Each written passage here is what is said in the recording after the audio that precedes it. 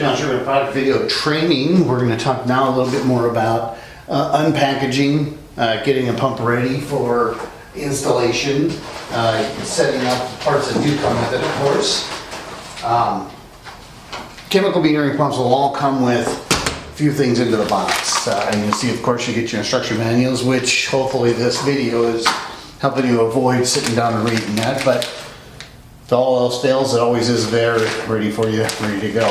The packet that come with you will be a ceramic weight to help hold your foot valve down in the bottom. Of course, you'll see a foot valve in there, and you'll see an injector. Now, you may have a black ones, or you may have a white version of these same components, but this is the PVC version of it. The white ones you'll find are Kynar or PVDF, and then you'll find the black ones are the Poly Pros. Seals within it are normally either Viton or EPDM. In some extreme cases, they do have Teflon in there. So make sure you're getting the right liquid in for the chemicals that you're pumping. Make sure you have to check it. If you're unsure, you can always call us. We can always help you out with chemical resistivity charts and stuff like that. So, but basically, injector, foot valve thing. They do give you tubing to go ahead and fill that.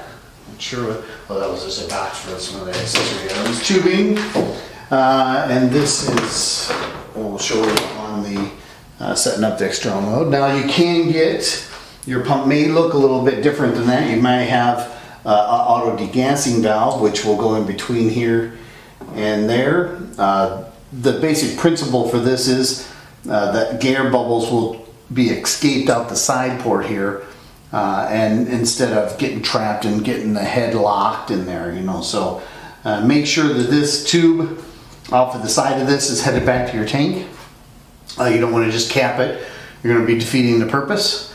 But you make sure there's a polyethylene tube, give it a little bit, and send it right back inside the tank. That way it can expel the air and the pump can then pass through it and give it. With any of those kind of chemicals like sodium hypochlorite or sodium hydroxide or even hydrogen peroxide, you want to make sure that you give it a PA or peracetic acid. You want to make sure and give it a little bit of extra time on the pumping version of it so it can then help burp the gas out of there and get it out of there. Those will need to be cleaned. Little residual amounts of it do crystallize inside of there, and then pretty soon it makes it so it doesn't work very well. So you may want to take it apart every 6 months or so to make sure you clean that thing out. Okay. The injector will allow back pressure onto the pump, which helps the pump meter properly. Okay, there's a spring in there, so the pump has to force liquid into that application, into like a chemical manifold. If you're pumping into a tank or into atmospheric pressure, you want to make sure the injector's on there, but you also may want to get a multifunction valve. Okay, the multifunction valve will have, so that it will have the same kind of priming feature on it. Okay, this is the air port and this is the out port. Just kind of like on this one here, you'll see that this is the air port, this is the out port. Okay, on this one, you'll always notice the output side because they always put a little sticker on that side of it, and that's where the liquid will come out that goes to the chemical. This one here goes right back to the drain, and when you open the top of this, what it does is it allows all the air in that suction line to come out, and it allows the pump to prime. Then you go ahead and close it off. Once it's primed, pump goes into there. Same kind of principle with this one here is that when this is the bypass or back pressure side, pressure relief side. This one here will be the air vent side or relief side. So you'll go ahead and prime the pump. You'll open up this valve and basically it's pulling the diaphragm open. So this port is open. And it's allowing the air to pass back through and go back to the tank. Okay, once it's primed, click it back in place, and now the diaphragm is in there. This here allows back pressure to the pump, and the pump has to push through this diaphragm on this side. You'll notice it moves when the pump is moving and push it into the tank. That helps a lot with atmospheric applications, or if you're pumping down the hill or something like that, there you're getting a suction, or you're getting some kind of like siphoning effect.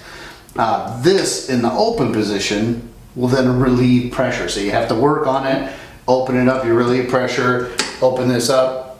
See, it's a nice little valve to have. It kind of does help you with maintenance, it helps you with do those things. It is about, I think it's like $73 or so for extra for it, which really isn't too bad, but a nice little valve to have, the multifunction valve. So that's as pretty far as the accessories go. The only other accessories that you might want to get on this version of it is the cable assembly. Now there's a factory cable assembly that they do include, does have all the pins kind of, you can see there's five pins on it. There's actually, I believe that they're only using 4 of these pins, but it comes already pre-cabled. Now they do have just a connector and you can do your own wiring. I recommend it this way because it is nice and sealed off here, where the other one really isn't as well sealed. You know, a lot of people like to put it out in the app, put it out in the environment, do all those things.